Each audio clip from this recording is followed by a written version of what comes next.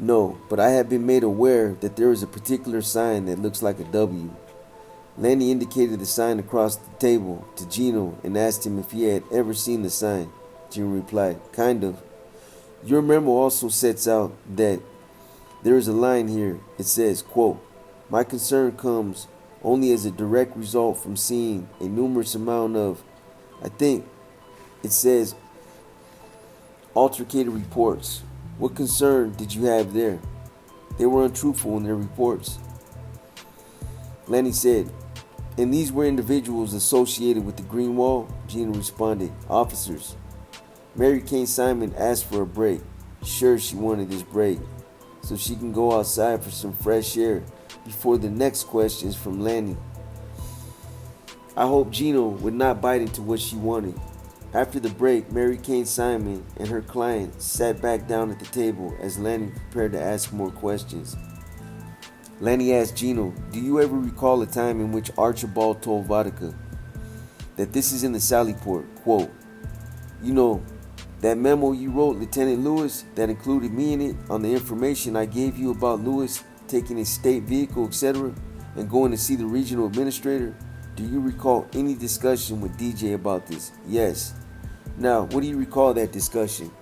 DJ was looking for an answer or looking for something, and he got an answer from Archibald that Lieutenant Lewis left with information to the regional.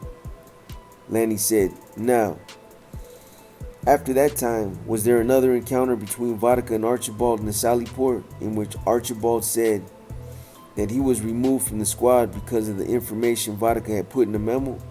I remember Archibald being removed from the squad, and I truly don't know or remember the particulars why he was removed, but it was something about a memo. Were you ever made aware that Vodka had been called a snitch by other CDC employees? Yes. How were you made aware of this? Well, it's like a grapevine. You hear things. This is at the prison, you mean? Yes. And when you say it's like a grapevine, did you hear it from a couple of sources? Gino replied, one source. From where? The institution that he was working at. Someone called him that. It was from the transportation office at Pleasant Valley State Prison. I can't remember how the conversation fell into place, but he said, your boy Vodka, they called him a snitch over there or something at Salinas Valley. That was the extreme of the conversation, basically. My phone began to vibrate again. Who the hell keeps calling me? Have you ever been called a snitch? Prefer not to answer. Lanny asked this because when we first opened the prison in 1996, Gino was the chapter president at the prison, and he witnessed two supervisors using excessive force on an inmate. Gino reported what he saw and was labeled a snitch for doing his job. Lanny asked Gino, at the time the transportation officer told it to you about what had happened to Mr. Vodka at Pleasant Valley, was it used in a derogatory way? I believe. Mary Kane Simon tried to throw a wrench into the deposition by asking Gino, when you had that conversation with the transportation officer, had there already been information in the newspapers about Vodka's lawsuit? Do you recall? Gino replied back, no. He just got there, and DJ and I worked together, and we were friends. And they said, hey, they called your partner, a snitch. Excuse the language. I said, that's fucked up. My phone began to vibrate again. This time, I pulled it out to see who had been calling me. It was my father. I told Lanny that I had to step outside to take a call. Once outside, my father told me that my mother was not doing well and suggested I come home as soon as I can. I went back inside and whispered into Lanny's ear, I have to leave. My mother's not doing well. Lanny concluded the deposition with Gino, and I immediately got on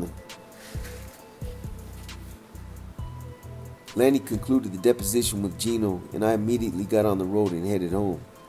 The deposition of Captain Ryan Williams, California Department of Corrections. A few weeks had passed and I received a phone call from Lanny, who told me that the Deputy Attorney General wanted to finish the depositions. I am ready to get this done, I told Lanny.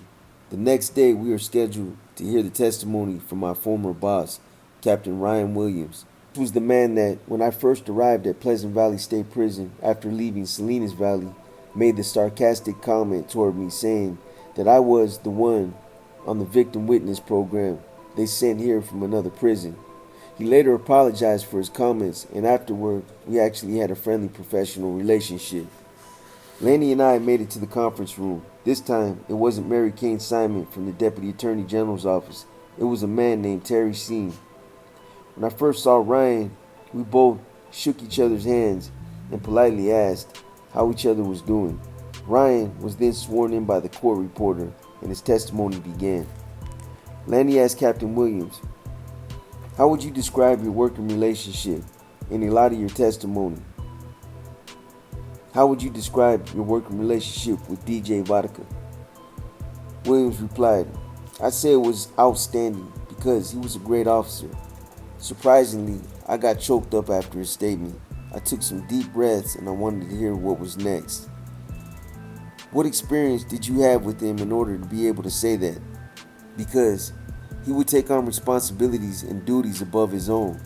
We had a stabbing at the D facility gymnasium where an inmate was stabbed. I asked DJ to help me check it out, see what he can come up with. He went to the gymnasium, he interviewed inmates, he took all the reports that had already come in. Between the two of us, we reviewed all the reports. We made a determination we needed to talk to the victim, who was in administrative segregation at that time. DJ went with me to the administrative segregation. He got the inmate out of his cell, brought him out to the office. Between the two of us interviewing him and pointing out the seriousness of what had happened to him, he identified the assailants. He wrote all the reports on that for me. I didn't have to write any reports. He did it all, but it was highly successful. That's just one example. So did you view him as highly credible?" "DJ, yes." "Did you find him trustworthy?" "I did." At the conclusion of his deposition, Ryan asked if he could have my cell number to keep in touch. I happily gave it to him. This would be the last time I would see Ryan. I later found out that Captain Williams had died from a complication during surgery. The deposition of Lieutenant Jeffrey Brown, California Department of Corrections. Lieutenant Jeffrey Brown barged into the conference room, startling Lanny and me. He seemed rather anxious, hyper, and skittish.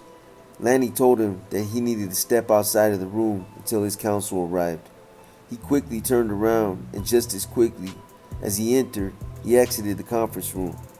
"Is that guy on some type of medication?" Lanny asked. I laughed. "I don't know, he acts like that all the time. He's just cocky." A few minutes later, Mary Kane Simon entered the room, Lieutenant Brown following closely behind. Surely she coached him on his answers, I thought. Dirty bitch. Lanny asked Lieutenant Brown, "Did you ever have any encounter with Officer Vodka in which it was you, Captain Williams, and Officer Vodka, the three of you?" Brown stated, "I used to tour with the facility captain on the facility on a regular basis. Almost daily we'd interact, I'm sure, many times. Did you ever have any interaction with Vodka in which you made reference to him telling the FBI?" "Yes, I don't remember the year. It was in the winter, I believe December. Do you recall where that was at?" "It was in my office." "Was anyone else present in the program office?" "I believe it was during shift change.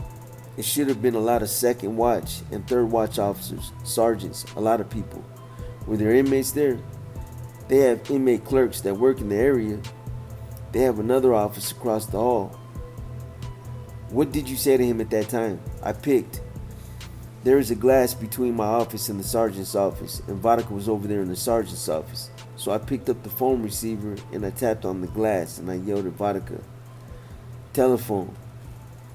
And he looked perplexed, wanted to know who it was. I yelled out that it was the FBI, that they want to know if you want to tell." I said it quite loudly. "Did you laugh?" "Yes." I was infuriated by his sarcastic, joking tone. Did he think this was still funny? I pulled my chair in close to the table, purposely letting it scrape the ground. According to plan, it got Lieutenant Brown's attention. He turned and looked at me. I stared at him. I wanted him to feel uncomfortable, pressured. I wanted him to see the anger in my eyes.